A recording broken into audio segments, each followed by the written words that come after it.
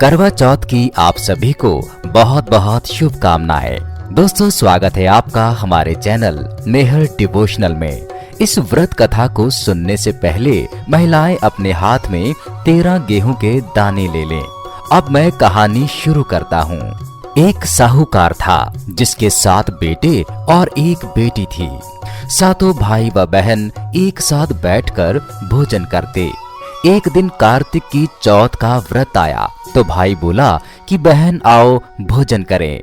बहन बोली कि आज करवा चौथ का व्रत है, चांद उगने पर ही खाऊंगी। तब भाइयों ने सोचा कि चांद उगने तक बहन भूखी रहेगी, तो एक भाई ने दिया जलाया। दूसरे भाई ने छलनी लेकर उसे ढका और नकली चांद दिखाकर बहन से कहने लगे, चल चांद उग आया है, अधर्य दे ले। बहन अपनी भाभियों से कहने लगी कि चलो अधर्य दे। तो भाभियां बोली, तुम्हारा चांद उगा होगा, हमारा चांद तो रात को उगेगा। बहन ने जब अकेले ही अधर्य दे लिया और भोजन करने लगी तो पहले ग्रास में ही बाल आ गया, दूसरे ग्रास में कंकड़ आया और जब तीसरा ग्रास मुंह की ओर किया तो उसके ससुराल से संदेश आ गया कि उसका पति बहुत बीमार है, जल्दी भेजो। माँ ने जब लड़की को विदा किया तो कहा कि रास्ते में जो भी मिले उसके पांव लागू करना और जो कोई सुहाग की आशीष दे तो पल्ले में गांठ लगाकर उसे कुछ रुपए देना। बहन जब भाइयों से विदा हुई तो रास्ते में जो भी मिला उसने यही आशीष दी कि तुम 7 भाइयों की बहन हो, तुम्हारे भाई सुखी रहें और तुम उनका सुख देखो। सुहाग की आशीष किसी ने भी नहीं दी।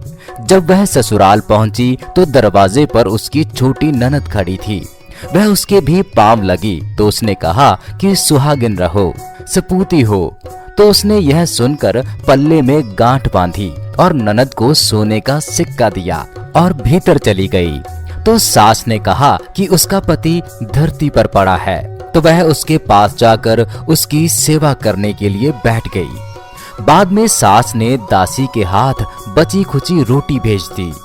इस प्रकार समय बीतते बीतते मंगसिर की चौथ आई तो चौथ माता बोली, करवा ले भाइयों की प्यारी करवा ले। लेकिन जब उसे चौथ माता नहीं दिखी तो वह बोली कि हे माता, आपने मुझे उजाड़ा है तो आप ही मेरा उद्धार करोगी, आपको मेरा सुहाग देना पड़ेगा। तब उस चौथ माता ने बताया कि पौष की चौथ आएगी, वह मेरे से बड़ी है, उसे ही सब कहना, वही तुम्हारा सुहाग देगी। पौष की चौथ आकर चली गई, माघ की, फागुन की चौथ आकर चली गई, चैत, बैसाख, जेठ, आषाढ़, सावन और भादों की सभी चौथ आई और यही कहकर चली गई कि आगे वाली को कहना। असौज की चौथ आई तो उसने बताया कि तुम पर कार्तिक की चौथ नाराज है, उसी ने तुम्हारा सुहाग लिया है, वही वापस कर सकती है, वही आएगी तो उसके पांव पकड़कर विनती करना।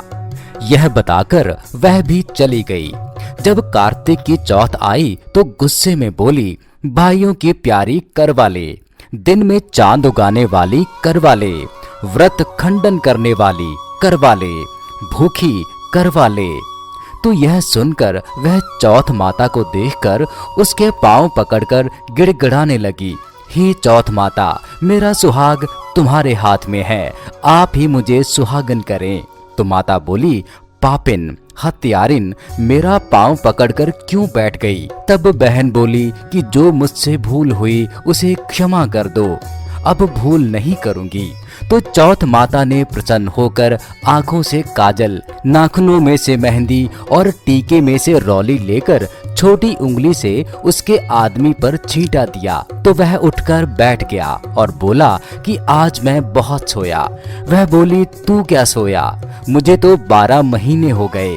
अब जाकर चौथ माता ने सुहाग लौटाया। तब उसने कहा कि जल्दी से चौथ माता का उज्जमन करो।